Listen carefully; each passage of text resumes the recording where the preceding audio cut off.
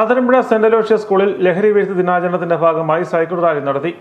ലഹരി എന്ന മഹാവിപത്തിനെതിരെ സമൂഹത്തിൽ അവബോധം സൃഷ്ടിക്കുക എന്ന ലക്ഷ്യത്തോടെയാണ് സ്കൂളിലെ നൂറുകണക്കിന് കുട്ടികൾ വിപുലമായ സൈക്കിൾ റാലി നടത്തിയത്.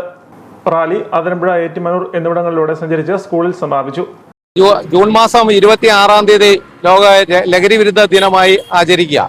Athirampuzha saint Aloysius higher secondary school ഏതാണ്ട് 200ഓളം കുട്ടികളെ അണിനിരത്തിക്കൊണ്ട് സൈക്കിൾ റാലി നടത്തി ലഹരിക്കെതിരെ, രാസവസ്തുക്കൾക്കെതിരെയുള്ള ബോധവൽക്കരണത്തിൽ Athirampuzha saint Aloysius higher secondary സ്കൂളിലെ കുട്ടികൾ പങ്കെടുത്തുകൊണ്ടിരിക്കുക. അതുപോലെ തന്നെ ഉച്ച കഴിഞ്ഞ് തൂഫാൻ പ്രോഗ്രാമുമായി ബന്ധപ്പെട്ടുകൊണ്ട് പിള്ളേർക്ക് ഗോളടി, നമ്മളെ മുഴുവൻ കുട്ടികളെയും ഗോളടിപ്പിച്ചുകൊണ്ട് നമ്മൾ കുട്ടികളെ ലഹരിക്കെതിരെയുള്ള ഒരു പോരാട്ടത്തിൽ നമ്മൾ അണിനിരത്തുകയാണ്.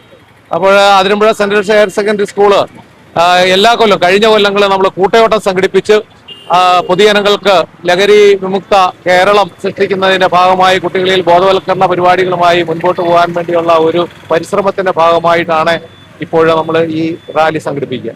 സ്കൂൾ PTA-യുടെയും നാട്ടിലെ അഭ്യുദയകാംക്ഷികളുടെയും സഹനത്തോടെയാണ് റാലി സംഘടിപ്പിച്ചത്. School headmistress Roshni K. Jacob ചടങ്ങിൽ സ്വാഗതം ആശംസിച്ചു.